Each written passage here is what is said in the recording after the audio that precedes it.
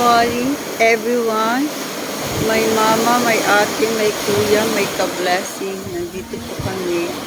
At tapos nakasal. Bago kinapras na nag-check-in na kami dito. Lord, sana may ganito tayo.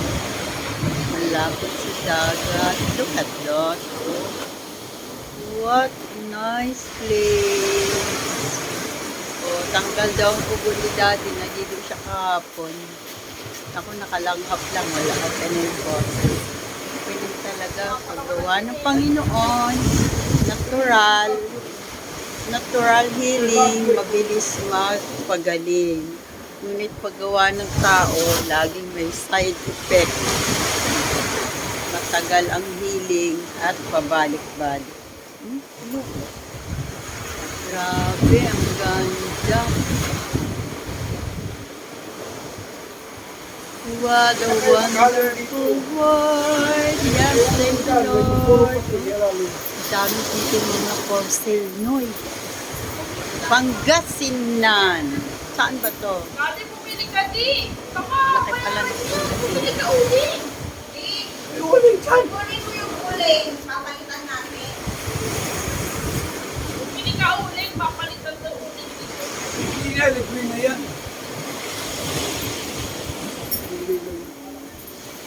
Bibili si Daddy ng sariwang isda. Ba't diyan ka dadaan? Dito ka. Bumili yan. Ah. Tama ka. Yung Isda. yung dagat. Dali naman siya. Dapat doon yung daan, ano. Ala! Daddy! Iangat mo lang yung tsinelas mo. Mababasa yung damit mo dyan. Ayun. Ang talon mo dyan. Pwede naman siya dito. Sige. Sige nga. 1, 2, 3, go! Ala! May isip pa naman yan. Ala ka! Ang galing nga. Yan, magbagyo. Bili siya na isda. So,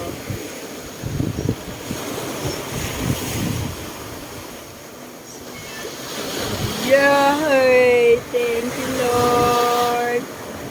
Parang araw to.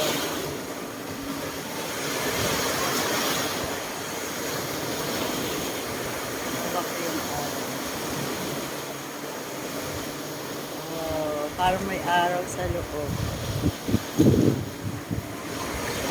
Wala, yung lipstick ni ate hindi pa natanggal.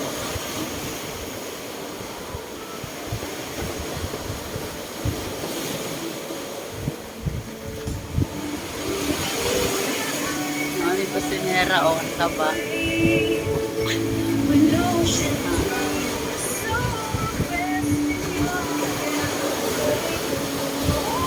Everything, give thanks. Salamat po Panginoon. Ayo ang papuri. Langhapin natin ang sariwang hangin galing sa Panginoon.